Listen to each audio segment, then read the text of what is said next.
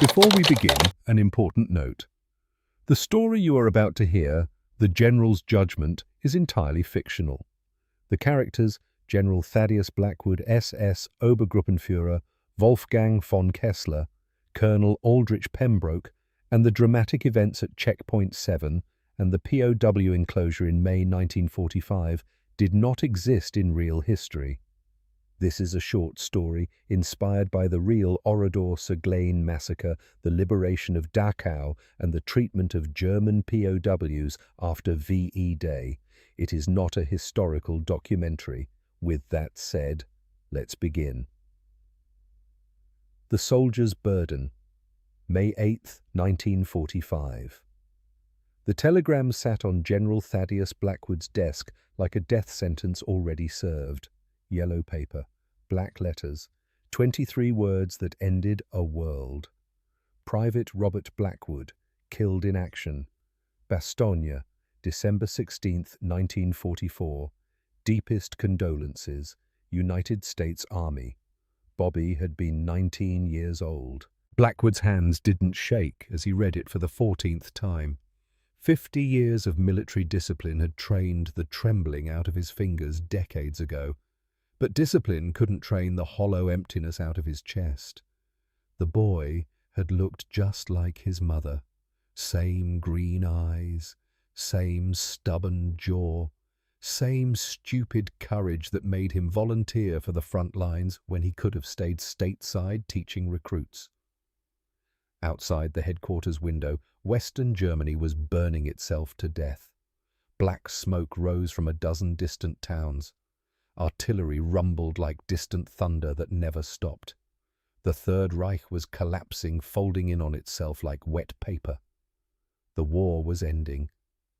Bobby would never see it end. A knock at the door. Sharp. Professional. Enter. Colonel Aldrich Pembroke stepped inside, 45 years old. West Point, efficiency personified. His boots clicked against the wooden floor with parade ground precision. General Blackwood, sir.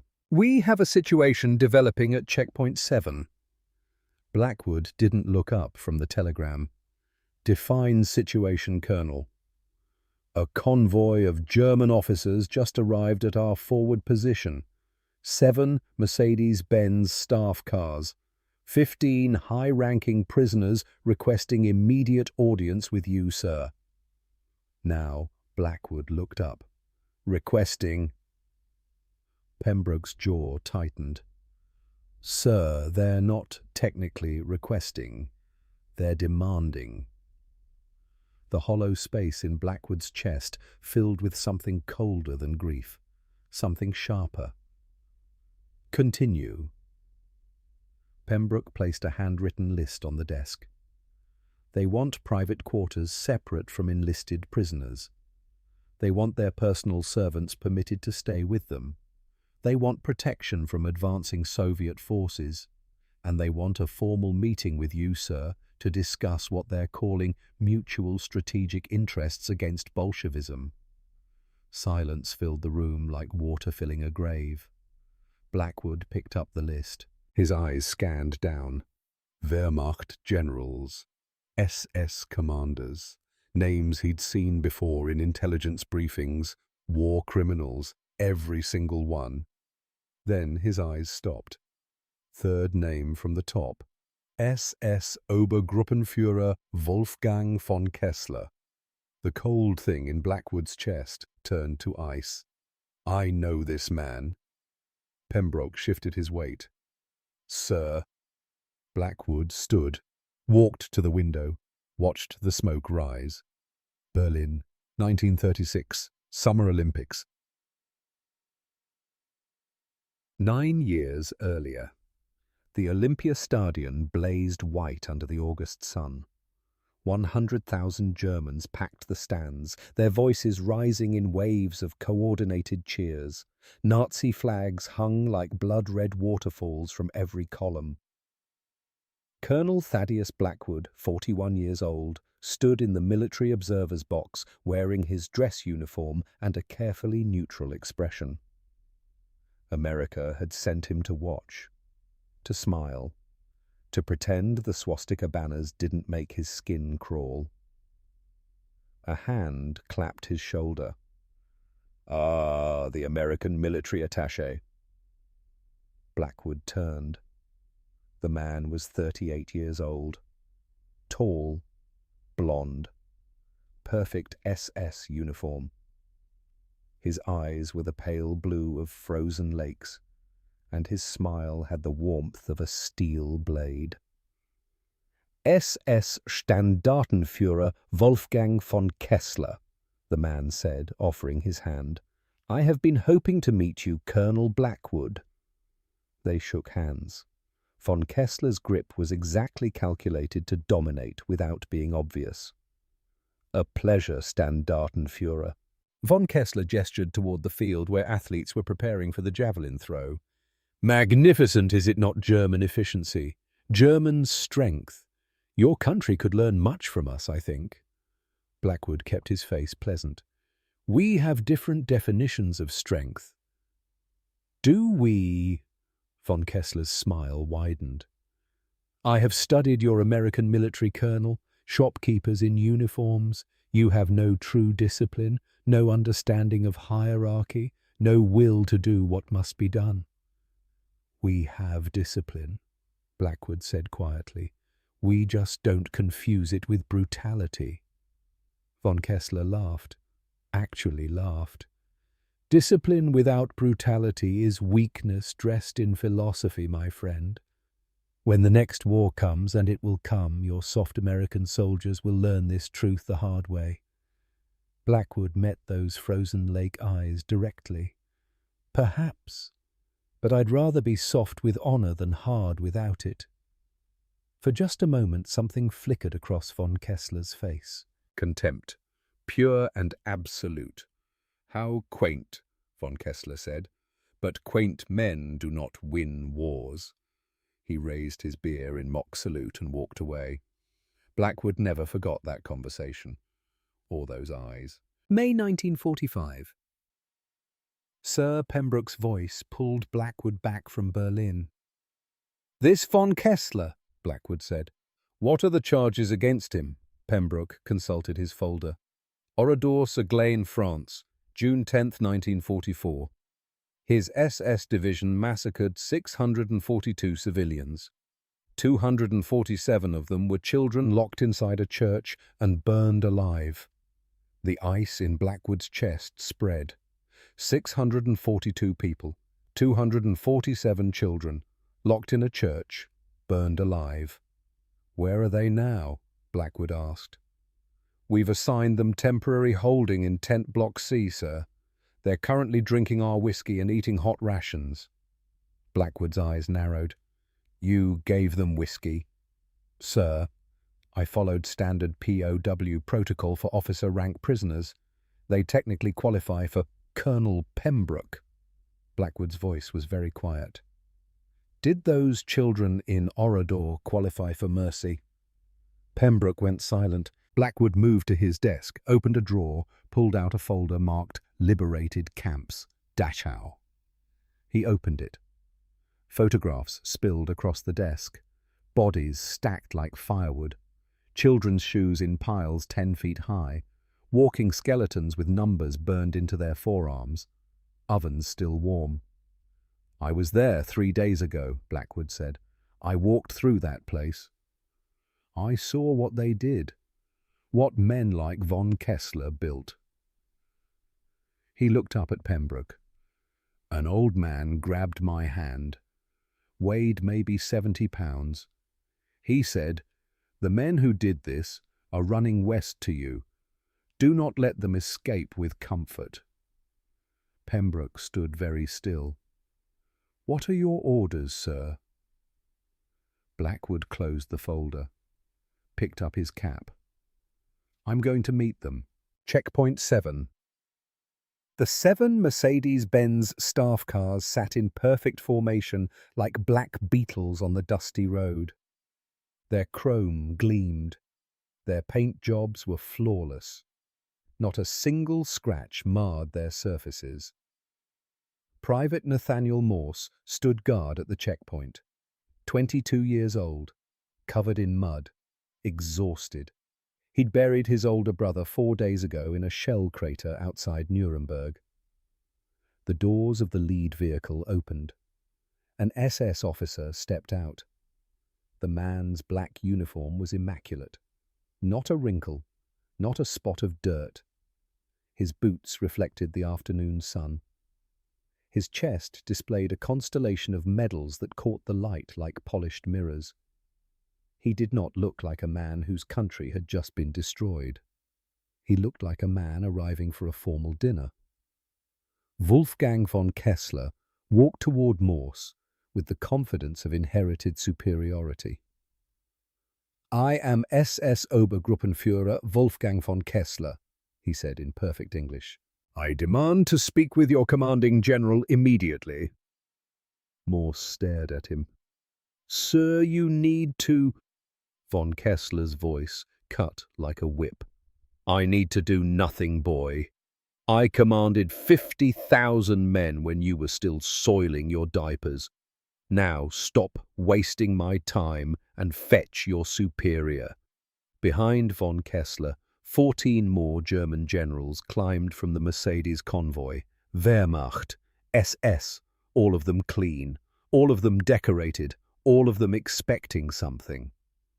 Morse felt rage building in his throat. His brother had died in mud. These men looked like they'd never seen mud. "Sir, I'll need to contact—" "You will contact General Blackwood," von Kessler interrupted. "Tell him an old friend from Berlin has arrived." 30 minutes later, a jeep rolled to a stop at the checkpoint. General Thaddeus Blackwood stepped out. 50 years old, grey at the temples, a scar running down his left jaw from the Meuse-Argonne in the First War. His uniform was dusty, his boots were worn, his eyes were the colour of winter storms. Von Kessler's face lit up with recognition. "Thaddeus, my old friend from the Olympics. You see, I told you we would meet again." Blackwood walked forward slowly. His face showed nothing. "We are not friends, Wolfgang." Von Kessler's smile didn't falter. "Come now. We are both professional soldiers. We can discuss this situation like civilized men." Blackwood looked at the 7 pristine Mercedes cars, at the 14 generals standing in formation, at von Kessler's spotless uniform. "Discuss what exactly?" Von Kessler snapped his fingers. An aide rushed forward with a leather briefcase. Von Kessler opened it with flourish. "We bring valuable intelligence, General. Rocket technology the Soviets desperately want. Complete dossiers on 200 Soviet military scientists. Strategic plans for post-war Germany." He closed the briefcase. "In exchange, we require protection from the advancing Red Army, proper quarters befitting our rank, and a formal conference to discuss how Germany and America can cooperate against the true enemy Bolshevism." The 14 generals behind him nodded agreement. Blackwood stood silent for 10 seconds. 20, 30. Von Kessler's confidence began to crack at the edges. "Well," von Kessler said, "surely you see the strategic value." "Colonel Pembroke," Blackwood said, without looking away from von Kessler, "arrange temporary quarters for these men in Tent Block C, hot food, clean water." Von Kessler's smile returned. "Of course, I knew you would be reasonable, Thaddeus. You Americans understand pragmatism when—" "And whiskey," Blackwood added. "Give them whiskey." He turned and walked back toward his jeep. Von Kessler called after him. "When shall we have our conference?" Blackwood paused, looked back over his shoulder. "Soon, Wolfgang, very soon." He climbed into the jeep. As it drove away, Pembroke leaned close. "Sir, you're actually giving them comfort." Blackwood's eyes were very cold. "I want them comfortable, Colonel. Very comfortable. I want them drinking and laughing and convinced they've won." "Why, sir?" Because, Blackwood said quietly, I'm going to teach them the difference between rank and respect. The jeep disappeared down the road. Behind them, 15 German generals celebrated their successful surrender with American whiskey and hot rations. They had no idea what was coming, not the slightest clue. The reckoning. 3 days earlier. Dachau. The gates still stood open like a mouth frozen mid-scream. General Thaddeus Blackwood walked through them at 0600 hours before the sun could burn away the morning fog. The smell hit him first. Death. Old death. Recent death. Death baked into the soil and the walls and the air itself. His aide, a lieutenant from Connecticut, vomited into the dirt before they reached the first barracks. Blackwood kept walking. The bodies had been removed by that point. The living skeletons had been carried to field hospitals. American medics worked around the clock trying to save people whose bodies had forgotten how to process food. But the evidence remained. Mountains of shoes. Children's shoes. Tiny leather things with buckles meant for feet that would never grow. Blackwood stopped in front of the pile, stared at a single small shoe. Blue. Maybe size 4. There was a worn spot on the toe where a child had dragged their foot while walking. Some little girl had worn that shoe, walked in it, played in it, died in it. His hands clenched into fists. The barracks were worse. Wooden bunks stacked 6 high, each bunk designed for 1 person. The survivors said they'd packed 8 people per level, sometimes 10. Sometimes they'd wake up next to corpses and have to wait days before the bodies were removed, because the guards enjoyed watching them sleep with the dead. Blackwood touched one of the bunks. The wood was smooth, worn down by thousands of hands grabbing it to pull themselves up. How many of those hands had belonged to children? He moved deeper into the camp. The crematorium stood at the far end. Brick building, industrial chimneys. The ovens were still warm when American forces arrived. Blackwood stepped inside. 4 ovens, side by side. Each one large enough for 3 bodies at a time. The efficiency of it made his stomach turn. This wasn't war. This was factory production murder. Ash covered everything. Grey dust that had once been human beings. Fathers, mothers, children, grandparents, all reduced to powder. He ran his finger through the ash on one oven door. The powder stuck to his skin. Someone's grandmother. Someone's child. Now just dust. Outside, an old man sat on a wooden crate, maybe 60 years old, maybe 90, impossible to tell. Starvation had turned him into something that looked like leather stretched over bird bones. He watched Blackwood emerge from the crematorium. "You are American General." His accent was thick, Eastern European, Polish maybe. "Yes," Blackwood said. The old man stood, slowly, every movement obviously painful. He walked to Blackwood, each step deliberate. He reached out with a hand that was mostly bone and grabbed Blackwood's wrist. His grip was surprisingly strong. "The men who did this," the old man said, "they are running west, to you." Blackwood said nothing. "They will come to you in nice uniforms, clean boots. They will smile. They will offer you things. Intelligence, technology, cooperation." The old man's eyes were very clear, very aware. "Do not let them escape with comfort, General. Do not let them pretend they are soldiers. They are not soldiers. What are they? What are? Blackwood asked quietly. Demons, the old man said. Demons in nice uniforms. He released Blackwood's wrist. Promise me, no comfort. Blackwood looked at this broken man, this survivor, this witness. I promise. The old man nodded once, sat back down on his crate, closed his eyes. Blackwood walked back through the camp, past the shoes, past the barracks, past the ovens. He didn't vomit. He didn't cry. He just felt something inside him turn to steel. That night alone in his quarters, he opened 2 folders. One contained intelligence reports on wanted SS officers.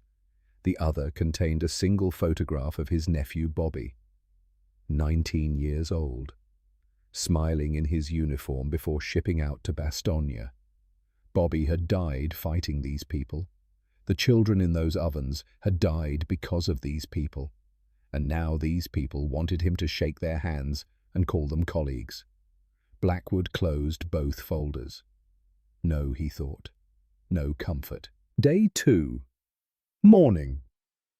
The conference tent had been set up overnight. Long table. 15 chairs on one side for the German officers. 1 chair on the other side for Blackwood. Deliberate symbolism. At 0900 hours, the 15 German generals entered. They'd slept well, eaten well, drunk well. Their uniforms had been brushed, their boots polished. Several of them were actually smiling. Von Kessler led them in. He'd regained all his confidence overnight. The whiskey and hot food had convinced him that the Americans were, as predicted, soft and manageable. They took their seats. Von Kessler at the center, General Major Albrecht von Brenner to his right, older Wehrmacht, clearly uncomfortable. Oberst Dietrich Hartmann to his left, younger SS eager. They waited. Blackwood entered at 09:15, exactly 15 minutes late. Deliberate. None of the German officers stood. They remained seated. Comfortable. Von Kessler was mid-sentence in a joke when Blackwood walked in. He finished the punchline. Several generals laughed. Blackwood sat down without a word. 30 seconds of silence. Von Kessler's smile began to freeze at the edges. "Well, Thaddeus," he said finally, "shall we discuss the terms of our cooperation?" Blackwood placed 2 photographs on the table. The first photograph showed von Kessler at the Berlin Olympics, 1936. Perfect SS uniform, standing in the sun, smiling, strong, confident, the very picture of Aryan superiority. The second photograph showed a church, Oradour-sur-Glane, June 10th, 1944. The stone walls were blackened. The roof had collapsed. The door hung open like a broken jaw. Inside, visible through the opening, were shapes, small shapes, charred. 247 small shapes. Blackwood slid both photographs toward von Kessler. "Tell me which one represents a soldier, Wolfgang." The tent went absolutely silent. Von Kessler stared at the photographs. His face had gone very pale. "That was a military operation against 642 civilians," Blackwood said. His voice was very quiet, very calm. 247 of them were children. You locked them inside a church. You set it on fire. You listened to them scream. I was following orders from... Do not! Blackwood's voice cut like a blade. Do not insult both of us with that lie. Von Kessler's jaw clenched. The other generals shifted in their seats. Several looked at the photographs, looked away quickly. Von Brenner, the Wehrmacht general, had gone grey. Hartmann, the young SS colonel, tried to maintain his sneer, but his hands were shaking. The past is the past, von Kessler said, recovering slightly. We are here to discuss the future. The Soviet threat, the need for experienced military leadership in post-war. "You are not military leadership," Blackwood said. He stood, walked slowly around the table. The German generals tracked him with their eyes like prey animals watching a predator circle. "Military leaders command soldiers," Blackwood continued. "They fight enemies. They accept risk. They share hardship with their men." He stopped behind Von Kessler's chair. "You murdered children. Then you abandoned your soldiers to save yourselves. You drove west in luxury cars while teenage boys you commanded died in the streets." Von Kessler started to rise. "Sit down," Blackwood said. Something in his voice made Von Kessler sit. Blackwood moved to von Brenner. The older Wehrmacht general looked up. His face showed shame. Real shame. "General Major von Brenner," Blackwood said. "You are Wehrmacht, not SS. Did you participate in actions like Oradour?" Von Brenner's voice was hoarse. "No, sir." "Did you know they were happening?" Silence. Then quietly, "Yes, sir." "Did you try to stop them?" Von Brenner looked at his hands. "No, sir." "Why not?" I told myself it was not my jurisdiction. The SS operated independently. I commanded regular forces. I fought the Soviet military, not civilians. "You fought quietly, while others murdered," Blackwood said. "And you call that honor?" Von Brenner said nothing. Von Kessler slammed his hand on the table. "Enough of this moral theater. We came here in good faith to offer valuable—" "General Major von Brenner," Blackwood said, ignoring Von Kessler completely. "I'm going to give you one opportunity. One. Stand up and publicly denounce what the SS did to those children." The tent went silent. Von Brenner looked at Blackwood, looked at Von Kessler. Von Kessler's voice was pure venom. "If you do that, Albrecht, you are a traitor to every German who fought." "Fought for what?" Blackwood asked. "For burned children, that's what Germany fought for." Von Kessler stood suddenly. "Germany fought for survival, for greatness, for—" "Germany fought for nothing," Blackwood said. "Because Germany lost. The Third Reich is dead. The only question now is whether any of you have enough honor left to admit what you were part of." He looked at Von Brenner. "Stand up, General Major, or sit down forever as a coward." Every eye in the tent focused on the old Wehrmacht general. Von Brenner's hands were shaking. He was 52 years old. Career military, Prussian aristocrat, third-generation officer. His entire identity was built on concepts of military honor and duty and brotherhood. And he'd spent 4 years watching the SS turn those concepts into ash. Slowly, Von Brenner stood. Von Kessler hissed, "Sit down, you fool." "The SS committed atrocities," Von Brenner said. His voice was quiet but clear. "I knew. I did nothing. I told myself it was not my responsibility. I was wrong. I am ashamed." He looked at Blackwood. "I am ashamed." Von Kessler's face went purple with rage. "You coward, you spineless—" "No, Wolfgang." Blackwood's voice was cold iron. "He's the only soldier in this room." He walked to the tent entrance. "Colonel Pembroke." Pembroke entered immediately.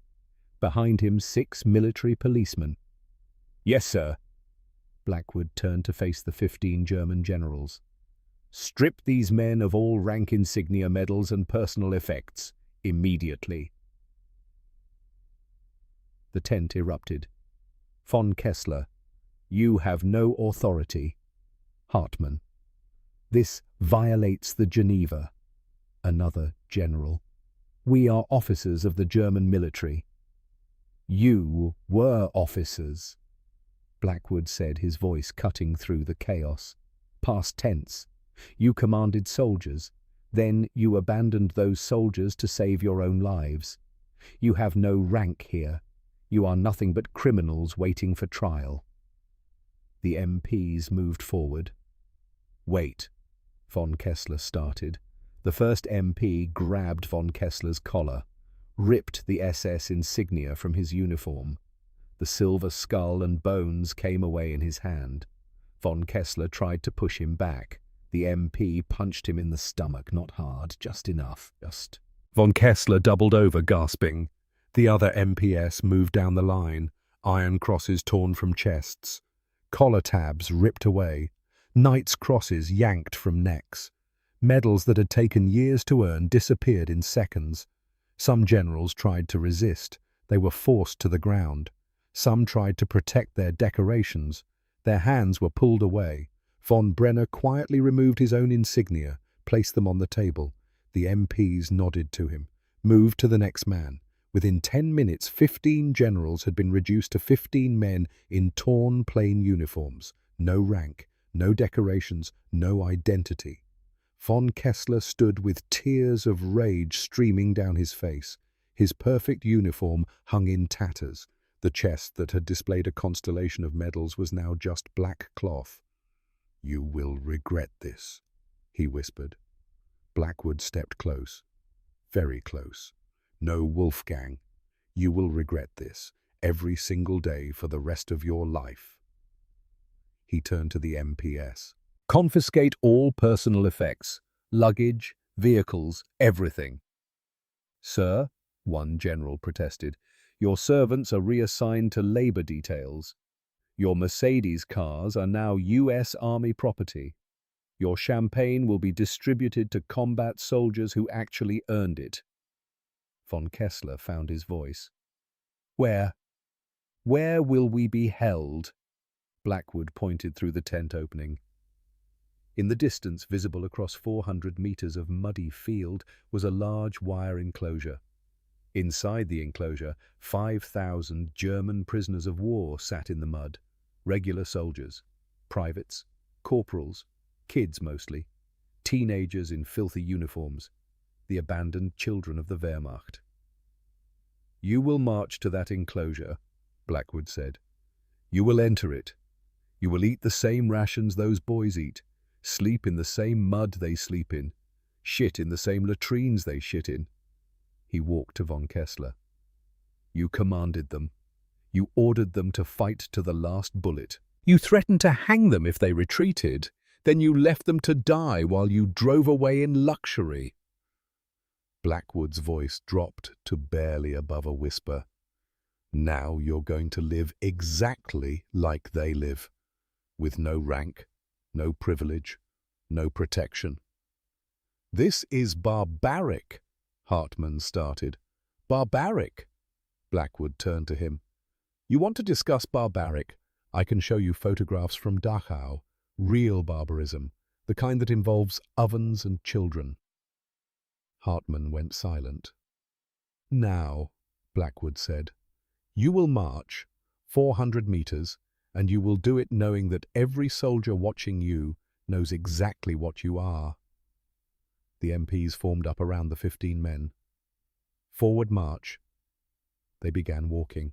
The 400 meters might as well have been 400 miles. American soldiers lined both sides of the path.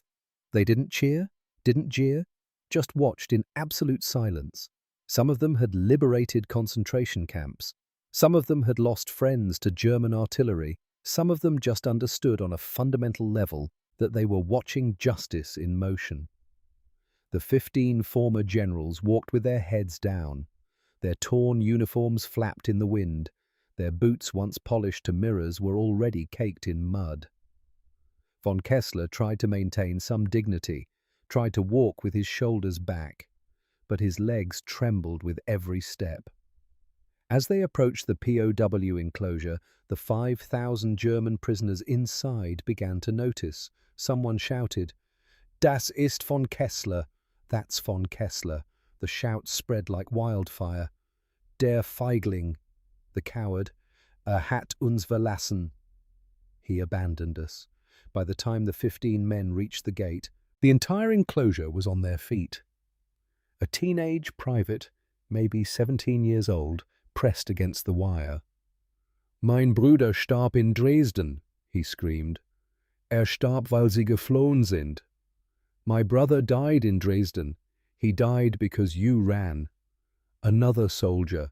"Sie sind kein General. Sie sind nichts. You are not a general. You are nothing." The crowd surged forward.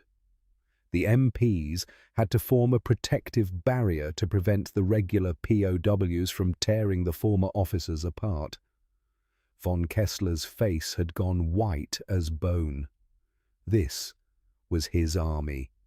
These were his soldiers. And they hated him. The gate opened. The MPs shoved the 15 men through. Von Kessler stumbled, fell to his knees in the mud. A young soldier spat on him. An older corporal kicked mud onto his torn uniform. Someone threw a piece of stale bread at his head. Von Kessler stayed on his knees, shaking. The great SS Obergruppenführer, the man who had commanded 50,000 soldiers, the man who had stood proud at the Berlin Olympics, now kneeling in mud while teenage privates spat on him. Von Brenner was treated differently. The regular Wehrmacht soldiers recognized that he'd been forced through the gate, but they didn't attack him. Some even nodded to him. He'd at least had the courage to speak. But Von Kessler they despised. Outside the fence, Blackwood watched. Colonel Pembroke stood beside him. "Sir," Pembroke said quietly, "was that necessary?" Blackwood didn't look away from Von Kessler's kneeling form. "3 days ago, I made a promise to a man in Dachau. I promised him no comfort." He turned to Pembroke. "That man weighed 70 pounds, Colonel.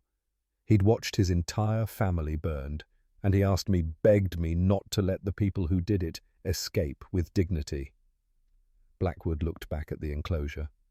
"So, no, it wasn't necessary for military purposes, but it was necessary for justice." Von Kessler finally stood, covered in mud and spit, his perfect uniform destroyed, his medals gone, his rank erased. He turned toward the fence, saw Blackwood watching him.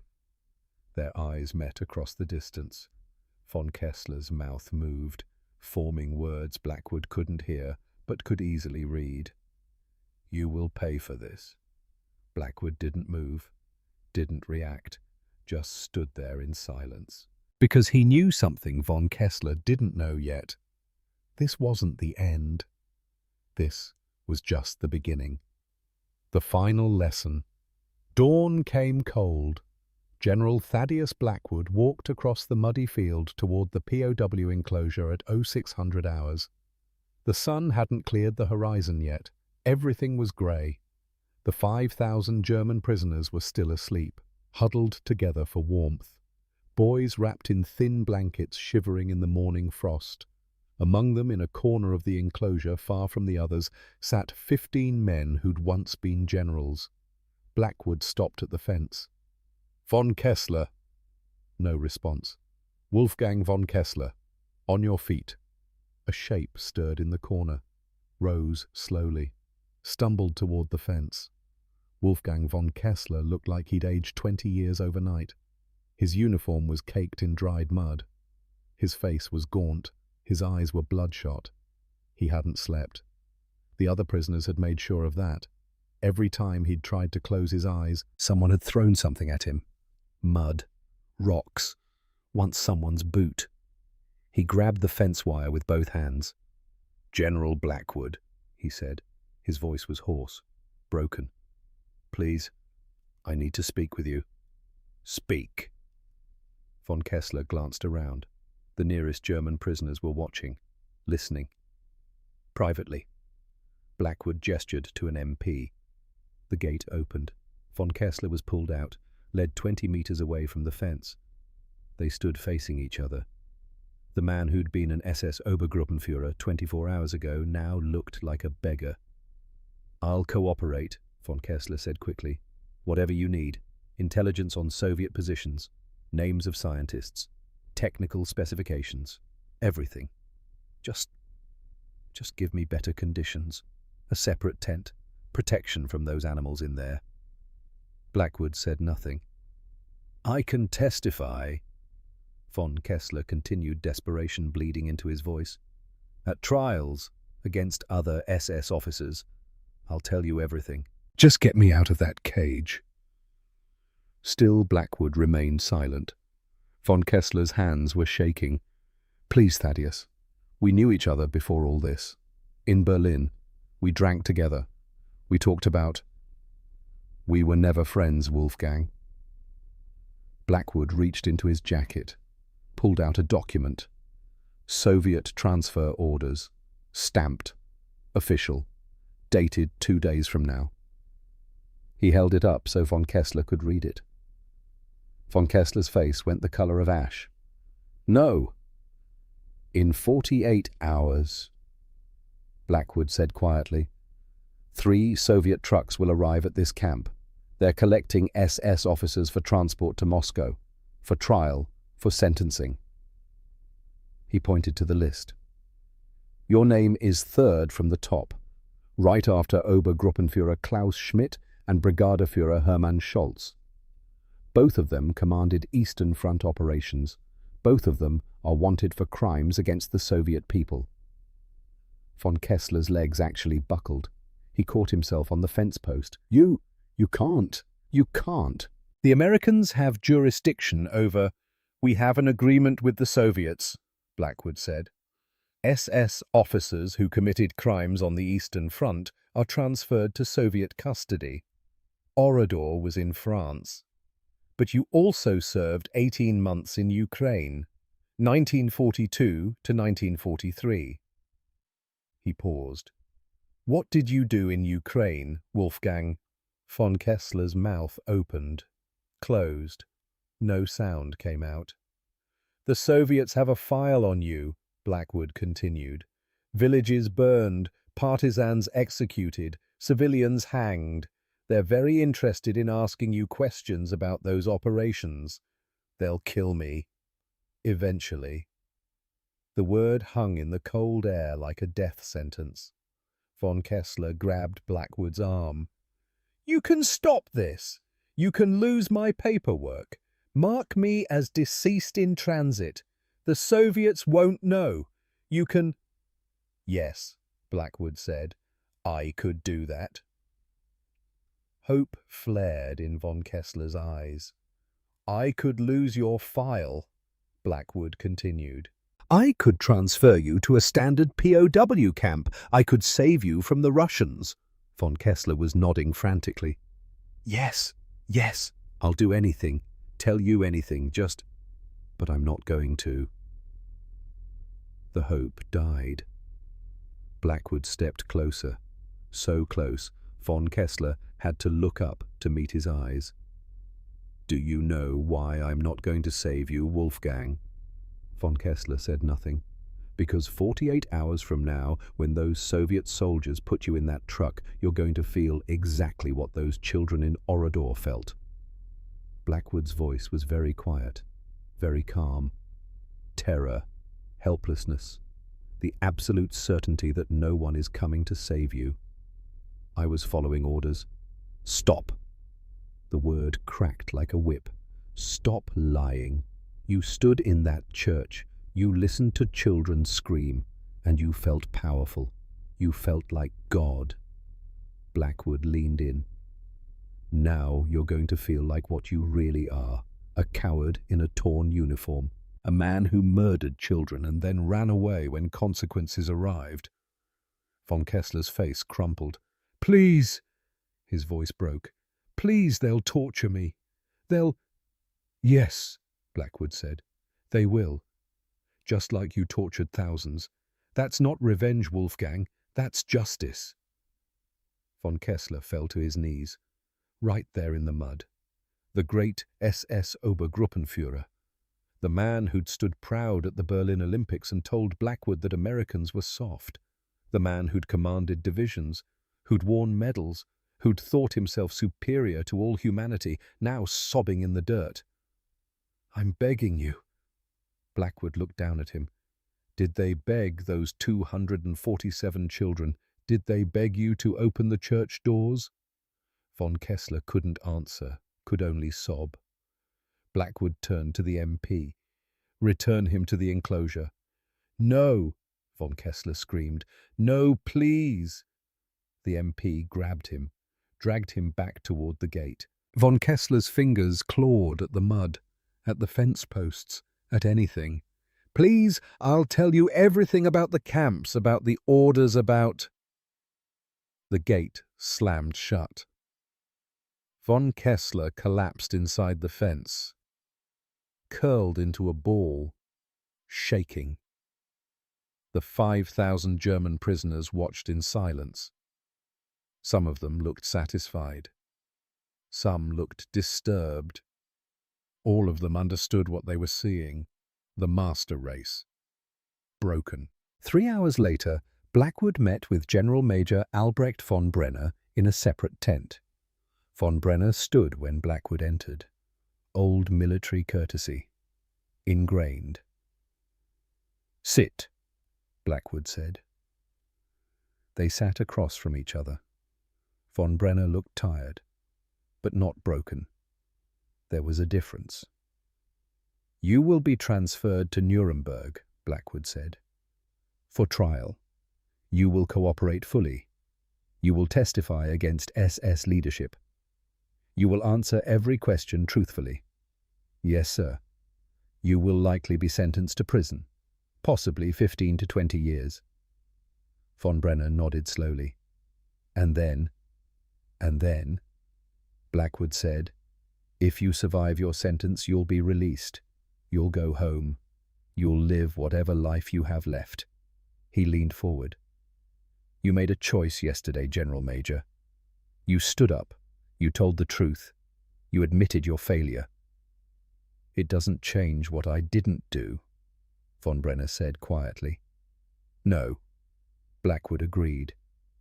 "It doesn't, but it separates you from them."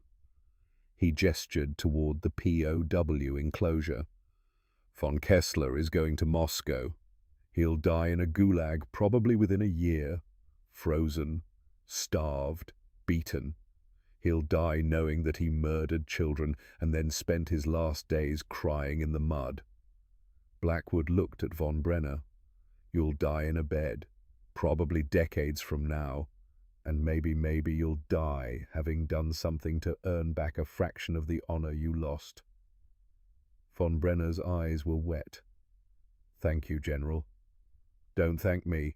Thank whatever conscience you have left. It saved your life." 2 days later, the Soviet trucks arrived. 3 canvas-covered transport vehicles. Soviet soldiers, hard faces, cold eyes. They had a list, 11 names. Von Kessler was third. Blackwood watched from his headquarters window as the 11 SS officers were loaded into the trucks. Some went quietly, some fought. One tried to run and was clubbed unconscious. Von Kessler walked to his truck like a dead man. He looked up at Blackwood's window. Their eyes met one last time. Von Kessler's mouth moved. "You lied to me." Blackwood didn't react, didn't move, just watched as Von Kessler climbed into the truck. The canvas cover dropped. The trucks drove east. Colonel Pembroke stood beside Blackwood. "Did you lie to him, sir? About what? About the Soviets? About torture?" Blackwood was quiet for a moment. "No, Colonel, I didn't lie. The Soviets are going to do exactly what I said they would. Wolfgang von Kessler murdered Soviet civilians. Now Soviet justice will handle him." "Do you feel good about that?" Blackwood turned from the window. "I don't feel good, Colonel. I feel tired. I've been a soldier for 35 years. I've seen 3 wars. I've buried friends. I've buried family." He picked up the photograph of Bobby. "My nephew died fighting men like von Kessler. He was 19 years old. He died in frozen mud protecting people he'd never met from evil he couldn't comprehend." Blackwood set the photo down gently. So no, I don't feel good, but I feel just, and sometimes that's all a soldier can hope for. 40 years later, the Veterans of Foreign Wars Hall in Alexandria, Virginia, 1985. General Thaddeus Blackwood was 90 years old. White hair, weathered face, hands that trembled slightly, but eyes that remained sharp. He sat at a table with 6 young army officers, captains, majors, the new generation. One of them asked the question, "General Blackwood, what's the most important thing you learned in your career?" Blackwood was quiet for a long moment. "I met the same man twice in my life," he said finally. "Once in 1936, once in 1945. The young officers leaned forward. In 36, he wore a perfect uniform, shined boots, medals. He looked like the ideal soldier. And he had no soul. Blackwood's fingers touched the table lightly. In 45, he wore rags. He was covered in mud. All his medals were gone. And for the first time in his life, he saw the truth about himself. "What truth, sir?" "That rank doesn't make you superior. Uniforms don't make you honorable. Power doesn't make you worthy." He looked at each young officer in turn. "Leadership isn't about the eagles on your collar or the ribbons on your chest. It's about what you do when no one's watching. It's about the choices you make when the easy path is the wrong path." One captain asked, "Did you ever regret how you treated him, sir?" Blackwood's answer came without hesitation. "Every single day." The officers looked confused. "I regret," Blackwood said quietly, "that I couldn't do more for the 247 children he murdered. I regret that I couldn't bring them back. I regret that justice came so late." He stood slowly. Old joints, old bones. "But I don't regret teaching him the difference between rank and respect, between power and honor, between wearing a uniform and being a soldier." He looked at his photograph of Bobby, still carried it, still kept it close after 41 years. "I became a soldier to protect people, not to protect power, not to protect privilege, people." His voice was firm despite his age. Von Kessler thought being a general made him better than everyone else. He was wrong. A general who murders children isn't a general. He's a murderer in a nice uniform. "Whatever happened to him, sir?" one major asked. "He died in a Soviet labor camp, 1947. Pneumonia. Alone. Forgotten." Blackwood picked up Bobby's photograph. "This is my nephew, Robert Blackwood, 19 years old. Killed at Bastogne fighting men like Von Kessler." He looked at the young officers. "This is who I fought for. Not for politicians, not for medals. For Bobby. For every child who deserved to live. For every person who needed protection from monsters in uniforms." He set the photograph down gently. "Remember that. When you lead men, when you make hard decisions, when someone offers you the easy path that requires you to compromise your honor." Blackwood's eyes were very clear despite his age. "Rank is temporary. Honor is permanent. Choose accordingly." The room was silent. One of the young captains stood, saluted, the others followed.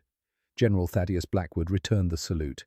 And in that moment, 40 years after the war ended, the lesson was passed to a new generation. Leadership isn't about power. It's about courage, moral courage, the hardest kind.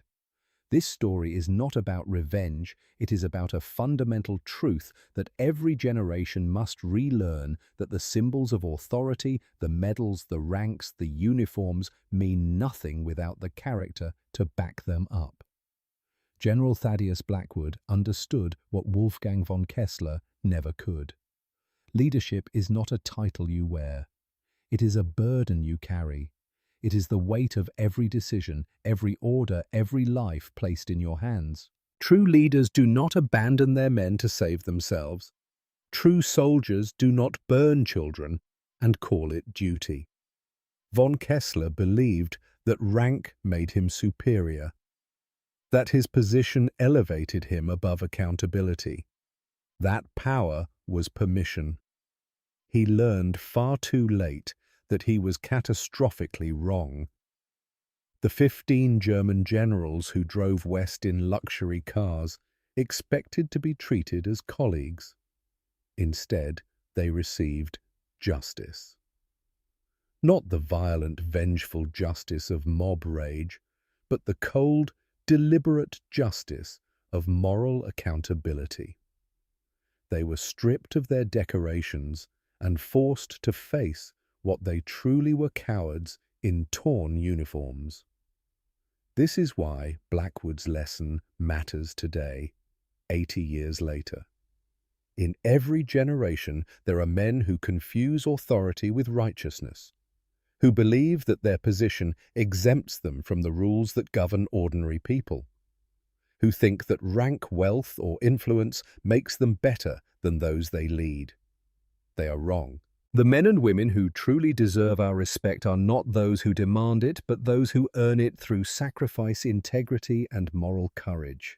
The private who stands his ground, the officer who admits his mistakes, the leader who puts his people before his pride. Rank is temporary, honor is permanent. Von Kessler died alone in a frozen gulag, unmourned and unforgiven. Blackwood died surrounded by those he'd served, teaching until his final breath. That is the difference between a title and a legacy.